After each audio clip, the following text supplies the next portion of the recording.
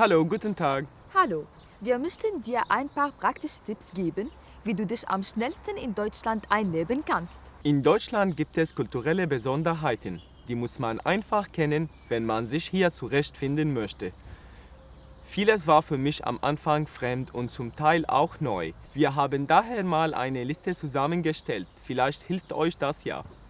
In diesem Video besprechen wir also ein paar alltägliche Situationen, wo es wegen Kulturunterschieden leicht zu Problemen kommen kann. Tipp Nummer 1. Wenn man jemanden in Deutschland begrüßt, ist es ganz normal, ihr und ihm die Hand zu geben. Es ist üblich, sich mit einem kurzen Händeschütteln zu begrüßen. Sowohl Männer als auch Frauen schütteln sich gegenseitig die Hände. Dabei schaut man sich gegenseitig kurz in die Augen.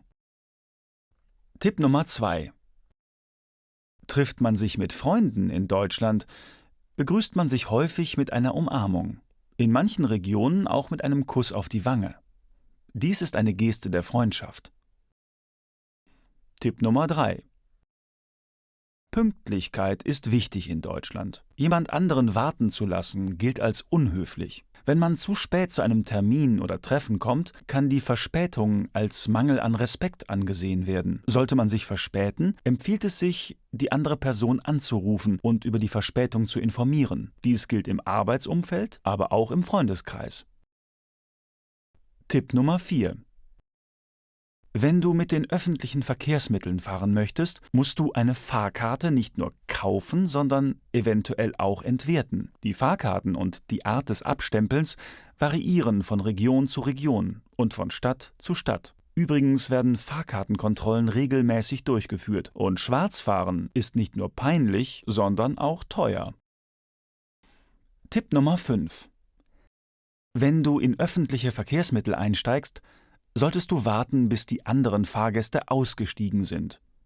Erst dann kannst du einsteigen. Tipp Nummer 6. Wenn die Fußgängerampel rot ist, darfst du die Straße nicht überqueren. Warte, bis die Ampel grün wird. Das ist ganz wichtig, denn wenn du bei Rot die Straße überquerst und ein Polizist dich dabei erwischt, musst du eine Strafe zahlen. Tipp Nummer 7. Auf dem Bürgersteig solltest du immer gucken, ob es auch einen Radweg gibt. Und wenn ja, pass auf, wenn du auf dem Fahrradweg läufst, damit es nicht zu einem Unfall kommt. Tipp Nummer 8. Sonntag ist ein Ruhetag.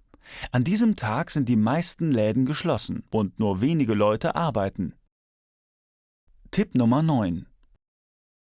Die meisten Deutschen verhalten sich umweltfreundlich. Sie trennen ihren Müll. Selten werfen sie ihren Müll einfach auf den Boden, weder in der Stadt noch in der Natur. Ist kein Mülleimer in der Nähe, so wird Müll in der Hand behalten oder aufbewahrt, bis man ihn entsorgen kann.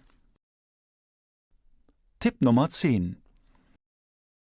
Auf viele Flaschen in Deutschland zahlt man ein kleines Pfand. Man bezahlt das Pfand beim Kauf der Flasche und bekommt es zurück, wenn man die Flasche zurückgibt. Die Flaschen können überall zurückgegeben werden, wo man sie kaufen kann. Also nicht nur da, wo sie gekauft wurden. Hallo, guten Tag. Ich möchte gerne meine Flasche zurückgeben. Ja, gerne, kein Problem. Hier bitte das Pfandgeld. Vielen Dank, schönen Tag noch. Ebenfalls, Dankeschön. Tschüss. Tschüssi.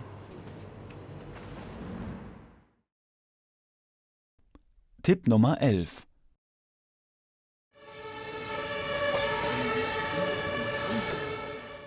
Je nachdem. Und am Wochenende auch. Auch noch, ja, genau. 24 Stunden rund um die Uhr. Jeden Tag.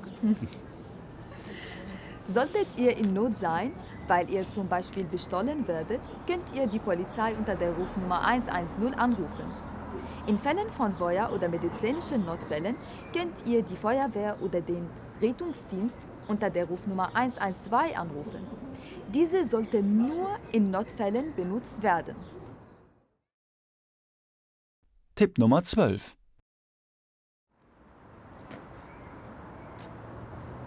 Solltet ihr abends, Sonntag oder in der Ferienzeit Medikamente benötigen, könnt ihr euch an eine Notapotheke wenden. Um herauszufinden, welche Apotheke als Notapotheke geöffnet ist, sucht einfach nach Notapotheke im Internet und gebt euren Standort an. Name und Adresse einer Notapotheke findet ihr außerdem an jeder Apothekentür. Das war's also für heute. Wir wünschen euch viel Spaß beim Deutschlernen mit Lingua TV. Ciao!